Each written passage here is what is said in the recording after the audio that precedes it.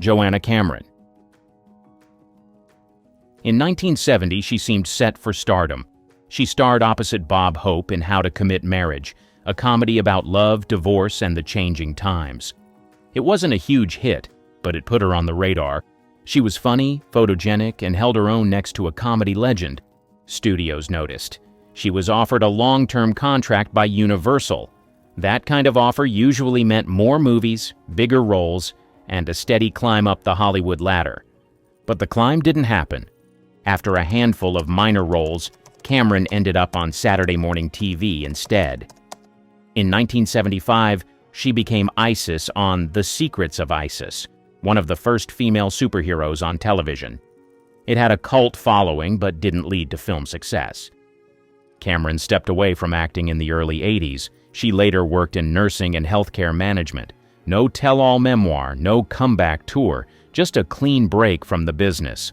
In 1970, How to Commit Marriage could have been the beginning of a long career.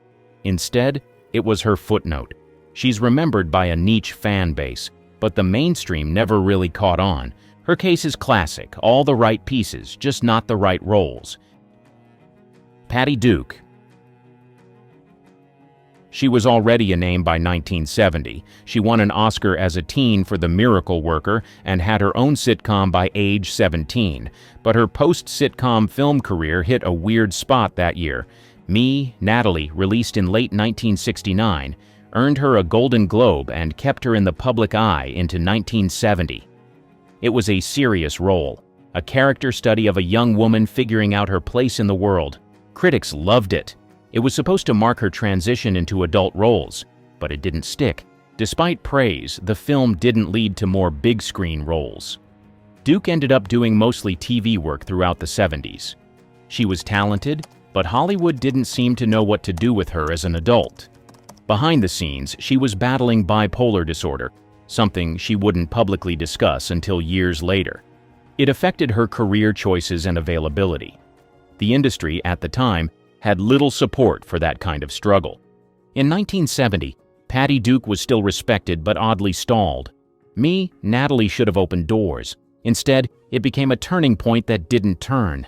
She later found stability in TV movies and advocacy work, but in the world of feature films, 1970 was the last time her name was in real contention for lead roles. Leonard Whiting. He became instantly recognizable in 1968 when he played Romeo in Franco Zeffirelli's Romeo and Juliet. Girls screamed, critics approved. He had a fresh face and serious buzz.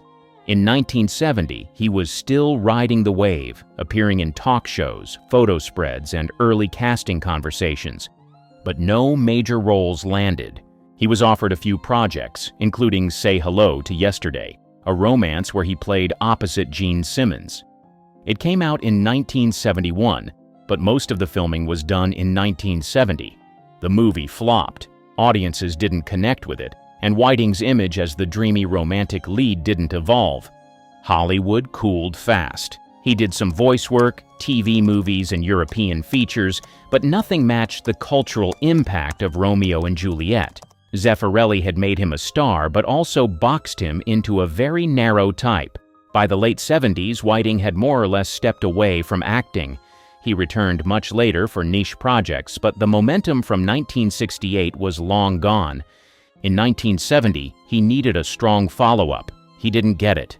Whiting is still remembered for one role, one performance, one iconic film, but the career that should have followed never came. Sharon Farrell. She was everywhere in the late 60s. TV shows, supporting film roles, magazine spreads. She was a working actress, always circling the big time. In 1970, she co-starred in The Reivers, released late 1969 but carried buzz into 1970, and took roles in projects like It's Alive and various thrillers. She had the look, approachable, sharp, and expressive.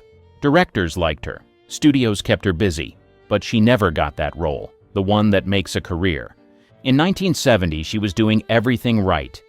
Solid performances, dependable presence.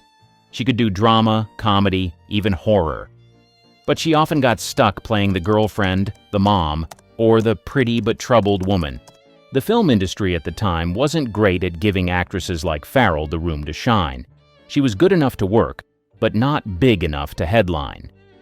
As the 70s wore on, Farrell moved more into TV, where she stayed active for decades. Soap operas, detective shows, guest arcs, she made a living. But the stardom she brushed up against in 1970 never fully landed. She didn't burn out or walk away. She just stayed in the supporting lane, never pushed to the front. 1970 should have been her breakout. Instead, it became the year her career plateaued.